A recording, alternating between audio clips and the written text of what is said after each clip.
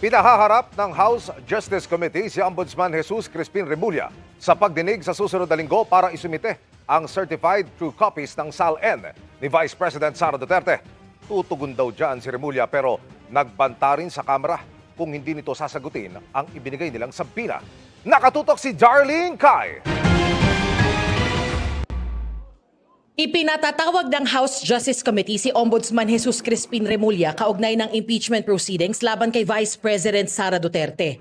Sa sabina na pirmado ni House Speaker Bogie D, House Justice Committee Chair Jervil Luistro at House Secretary General Cheloy Garafil, inatasan ng Kamara si Remulla na humarap sa pagdinig ng komite sa April 14 para ipasa ang certified true copies ng SALN o Statement of Assets, Liabilities and Net Worth ng BISE mula noong pumasok siya sa serbisyo publiko.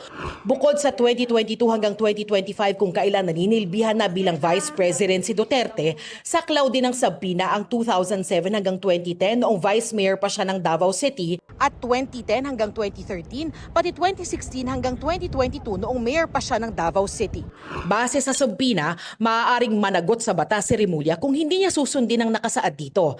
Sa huling salya ni Vice President Duterte na nakuha ng GMA News Research sa Office of the Ombudsman, mahigit 88.5 million pesos ang net worth ni Duterte noong 2024. Natanggap na raw ng Ombudsman ang sabina ng House Justice Committee at nakahanda naman daw silang sundin ang sabina.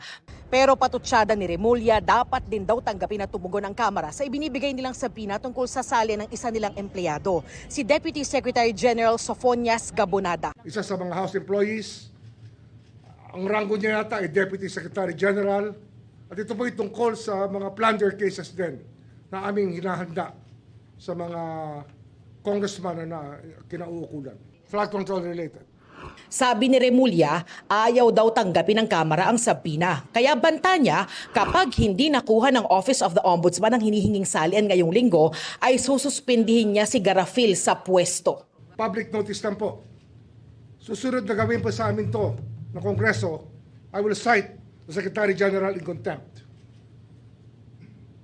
At hindi ko may papayag na baliwalain nila ang Office of the Ombudsman. Magkasubukan na po ang ating legal system kung ito po ang kinakailangan. Hihingin din daw ng Ombudsman ang salin ng lahat ng congressman hanggang sa Deputy Secretary Generals base sa kung gaano sila katagal sa Kongreso.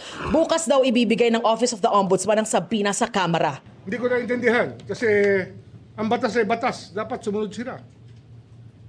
Huwag na sasabihin separate branch of government. Kung sila ay kahit speaker pa o kahit ano pang rango, pag may sabina po, sumusunod po tayo. Huwag silang magkakamaling huminti sapagkat hindi po kami papayag na hindi sila mag-comply sa aming kautusan.